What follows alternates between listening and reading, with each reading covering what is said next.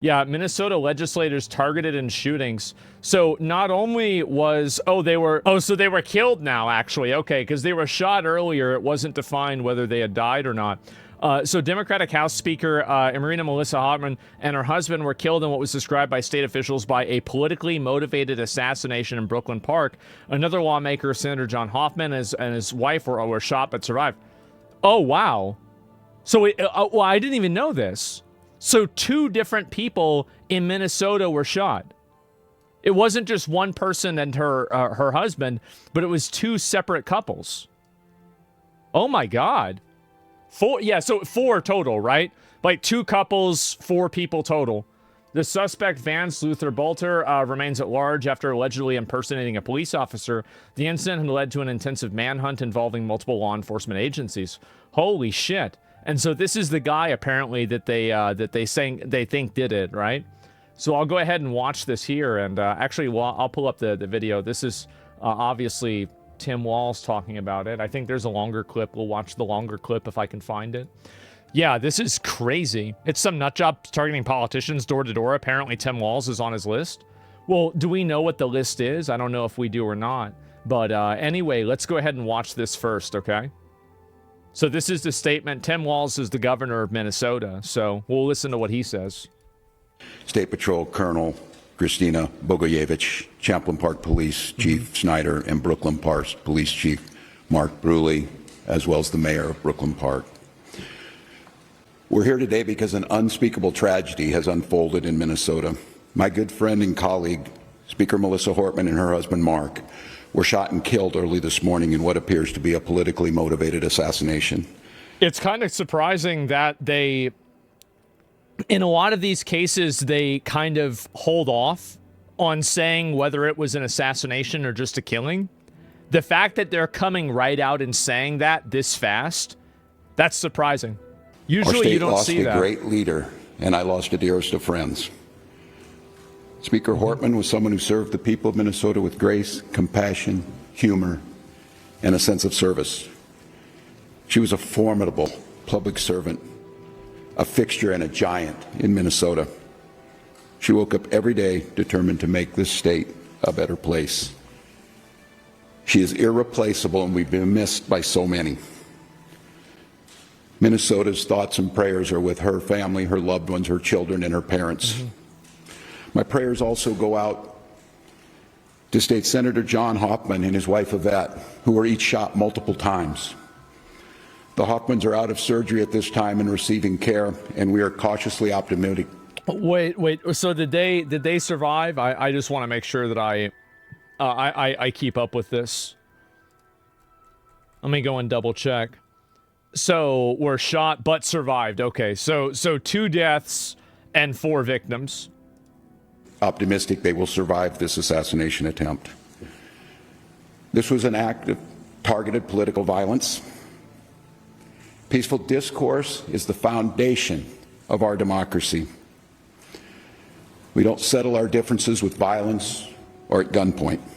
I think that these people eventually need to reconcile the fact that they have such a huge contingency of people that want to reconcile their differences with violence and with gunpoint. And the fact that they don't temper those extremes and go after the people that advocate for this type of behavior and these outcomes to happen. I think that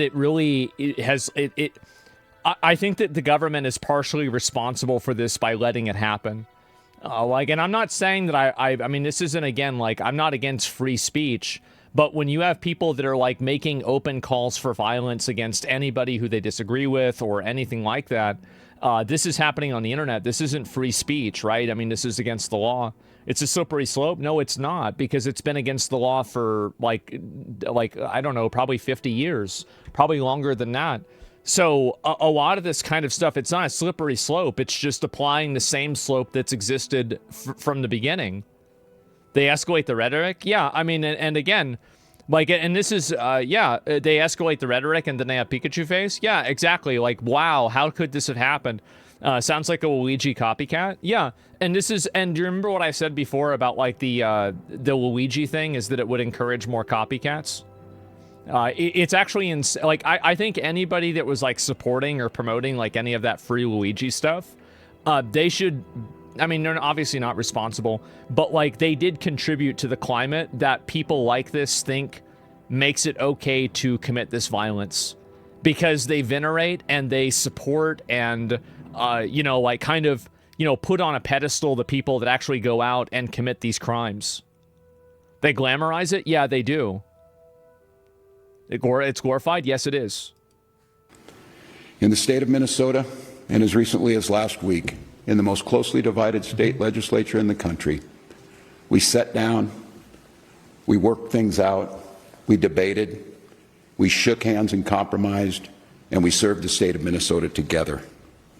We proved that it's possible, even in these politically charged times, to find compromise and adhere to the principles of democracy and civil discourse.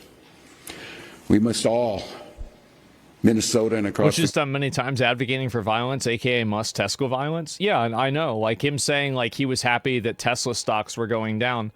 The big reason why Tesla stocks were going down is because Teslas were being burned en masse, and there was a huge amount of people that thought that it was okay to do that.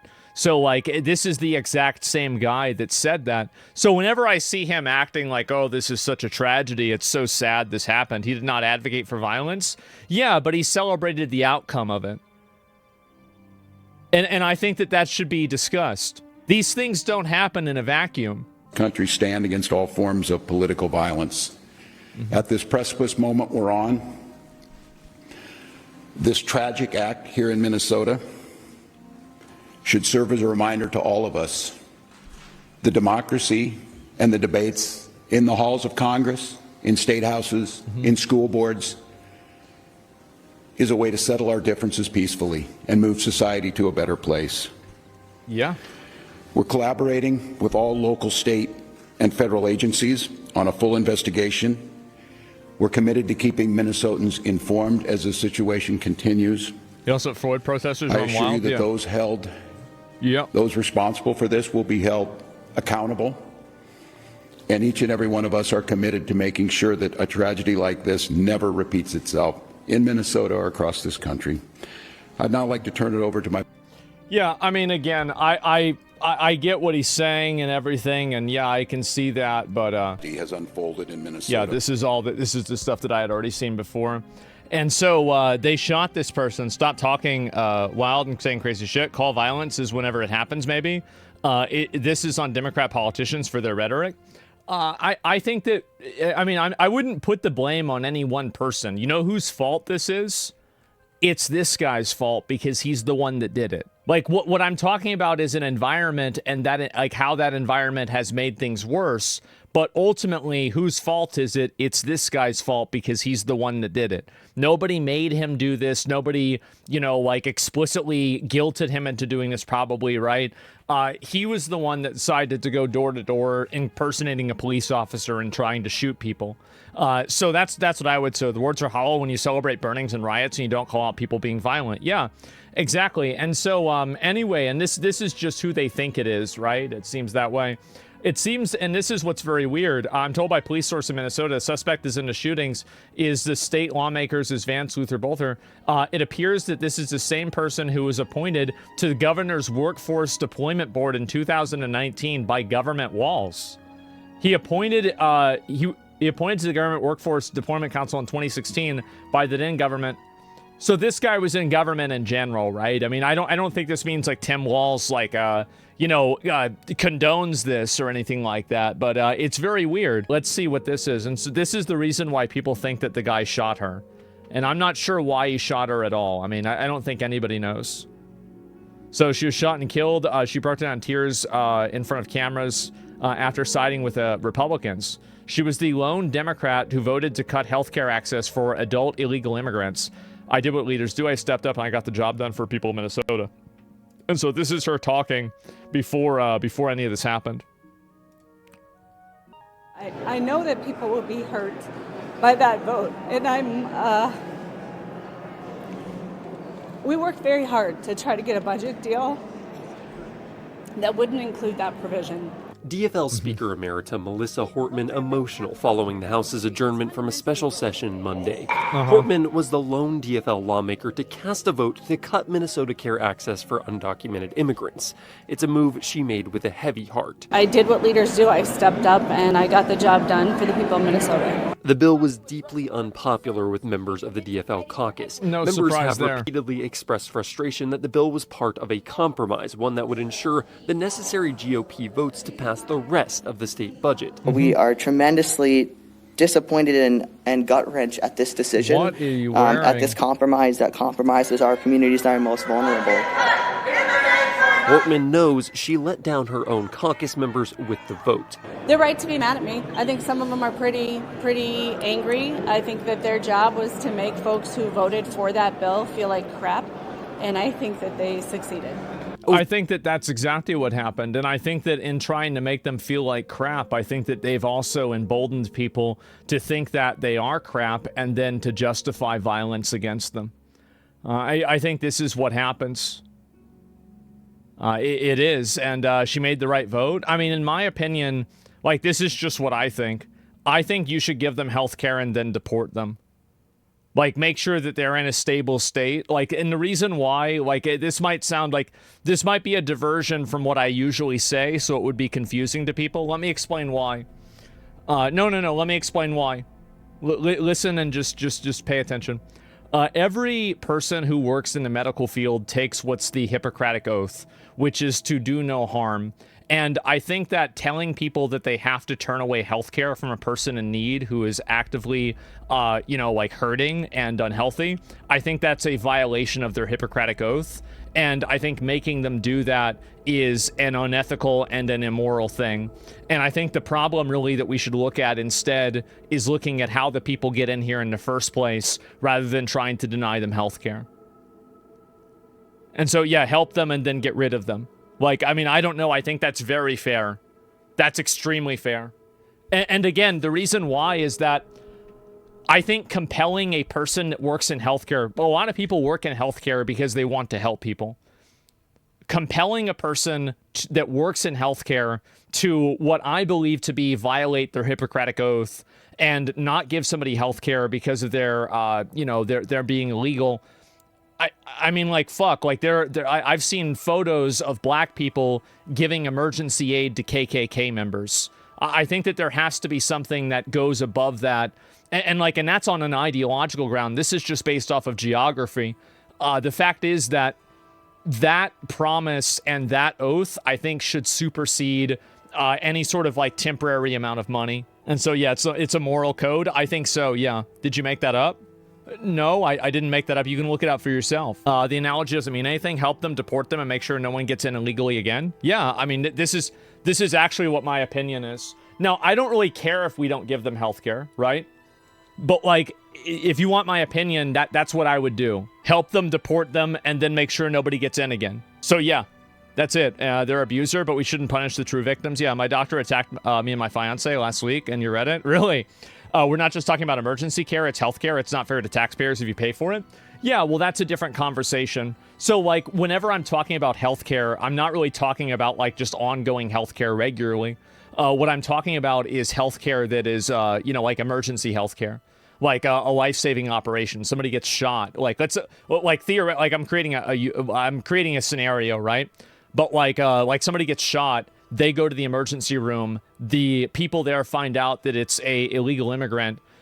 Should this person be given care? I think the answer to that is yes. Yes, they should be given care. Because I think that trying to compel a healthcare worker to let a person die on the operating floor there at the emergency room is totally immoral, right? It's an awful thing. Now, ongoing healthcare for, like, just random things, no, we need to get them out of the country, of course, right? But that's a deeper problem. That's totally different. Yeah, that's what I'm talking about. Because, like, I don't see why you would need to be giving healthcare regularly to illegal aliens in the first place. It seems ridiculous to me. Why would you even be doing this? How would this even be happening? It's very confusing. Yeah, the government isn't compelling them. They can do it on their own dime. Yeah. No bill is touching emergency healthcare service. Yeah, well, then that's different. Over in the Senate, a similar situation unfolded. That's what my opinion is on it. So I think basically for ongoing healthcare, no. For emergency healthcare, yes. And then deport them, right? That's pretty much how I feel. Not all healthcare.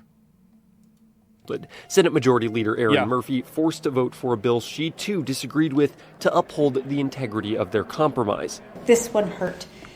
This one is a wound because of its reason. Yeah. My colleagues across the aisle set this as their number one priority. Asked whether the move would How drive...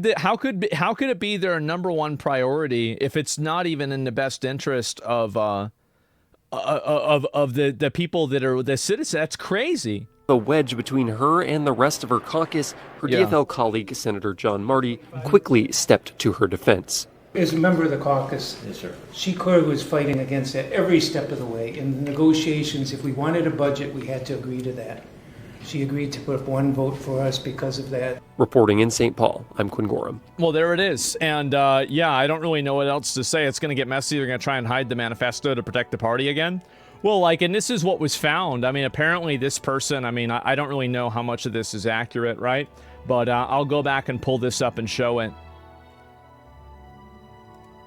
This is Minnesota law enforcement. Here we go.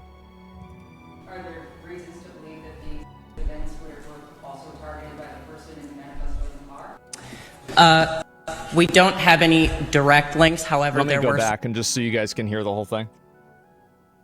I'll even turn this down because I think it's a little bit loud. Okay.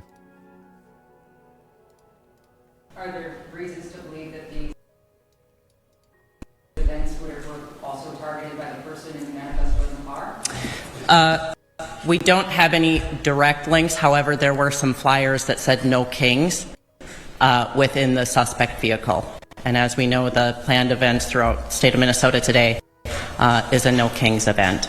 And so the reference materials that were inside of the vehicle that we saw, we have no understanding that any of the No Kings events would be targeted, but we also find it of interest to the public that these would be in there, and we want to alert everybody until we do that. Because this is such an active investigation with information not knowing right now, we feel it's an obligation to all of you and the public across the state of Minnesota to alert you of it, and that's why the Colonel made the notation of recommending people don't go today. But the individuals are not in custody yet, and so we want to make sure as that very active manhunt is underway and continues that we make sure that we're sharing that, and that's part of why we're making the recommendation. As to the investigation and the list, we are working through that now and talking to individuals, and we'll continue to.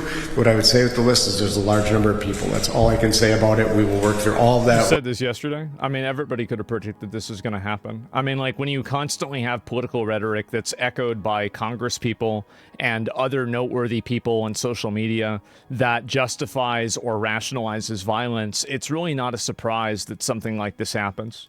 The motivations of this are to provide that as you can. This is really a public safety announcement for everybody so that we can make sure people are informed and make safe decisions throughout the day. This all started, I think, with Luigi. I think this was the first time that it happened. And then when people saw that Luigi got a lot of positive feedback and people were happy about it, then right after that, I feel like you started to see a lot more of this violence happen. And I think it's very, very problematic. Extremely problematic. Let me see what this is. This is some more of it right here. So basically, the guy is a left-centered Luigi. I mean, we're not sure about him being... I mean, like, it's very odd that it's already decided that it's a politically motivated attack. And this person just happened to shoot the only Democrat that voted against a bill that every other Democrat voted for. So, I mean... And they have the No Kings posters. So every single indication shows that, but there's no certainty for it yet, right? So can you say one more time? So you were just going to proactively check on Speaker Emeritus Portman, and then police there encountered the gunman or someone with a gun and exchanged gunfire. Can you just go over that one more time, please? I can. Good morning, Police Chief Mark Bruley, Brooklyn Park Police Department. The question is, how did we get to Representative Hortman's house, and it was proactively or not? The circumstances that unfolded in Brooklyn Park this morning is that we assisted the Champlin Police Department on a shooting. That shooting was made aware by one of our sergeants that it was at Senator Hoffman's home. God damn. And hearing that very intuitive sergeant asked our officers to go check on Melissa Hortman's home, the representative that lives in our community, just proactively as due diligence to swing by. Smart guy. That police officer and his partner pulled down the street when they arrived at Melissa's house. They noticed that there was a police vehicle in the driveway with the lights, emergency lights on, and what appeared to be a police officer at the door coming out of the house.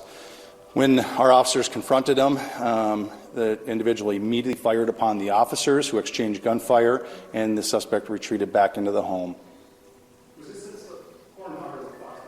actual police officer or an impersonating police officer? Yeah, they were. Yes, the question is, right? was it a real person or a person impersonating a police officer? It was not a real police officer. This is somebody that clearly had been impersonating a police officer, again, using the trust of this badge and this uniform to manipulate their way into the home.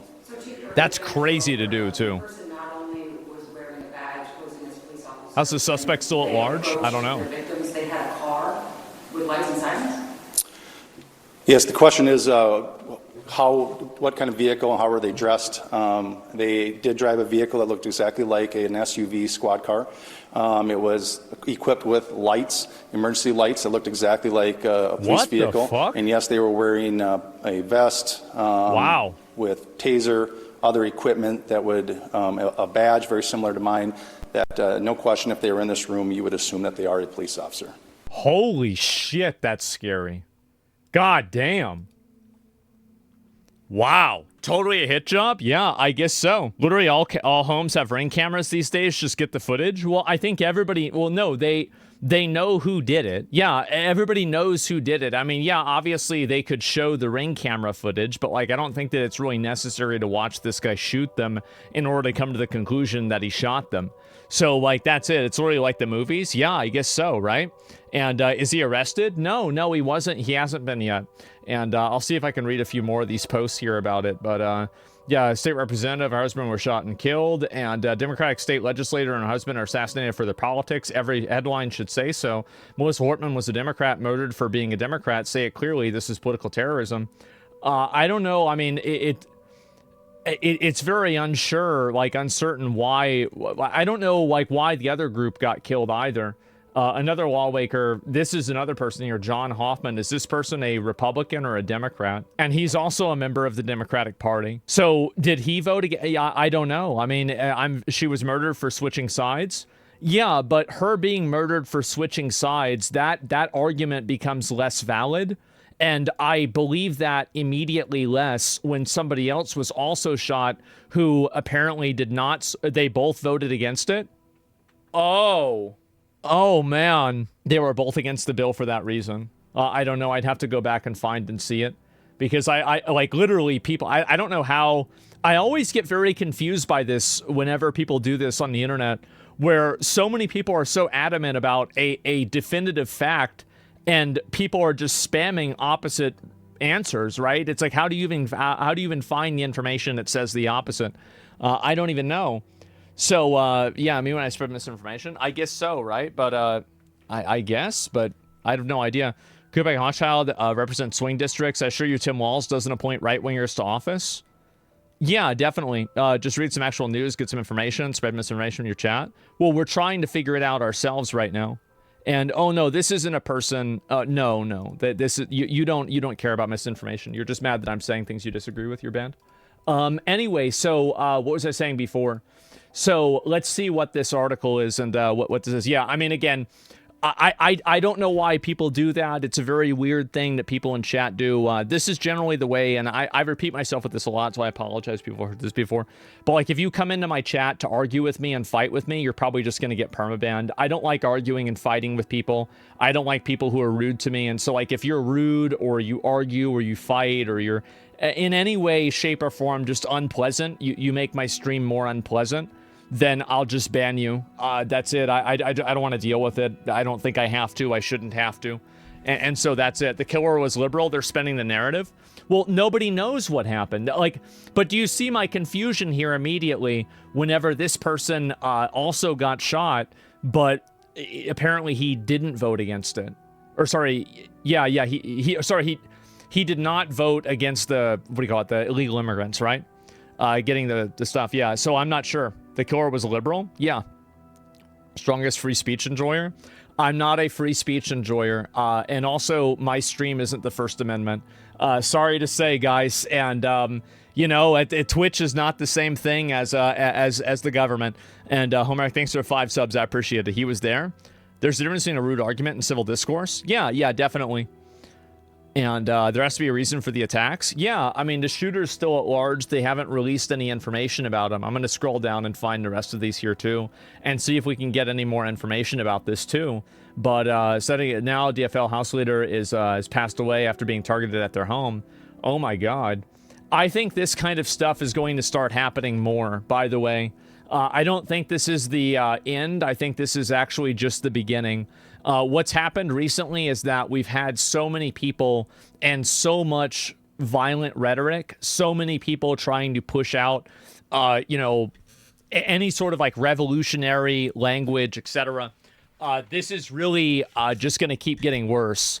And the reason why also lefties are crashing out, I do think that right now it is primarily left-wing people. I mean, it doesn't... The thing is, like, if this was a right-wing person, it would be just as bad, right? It's not like it would be... It's not like it's worse because it's a left-wing person. It's just bad no matter what.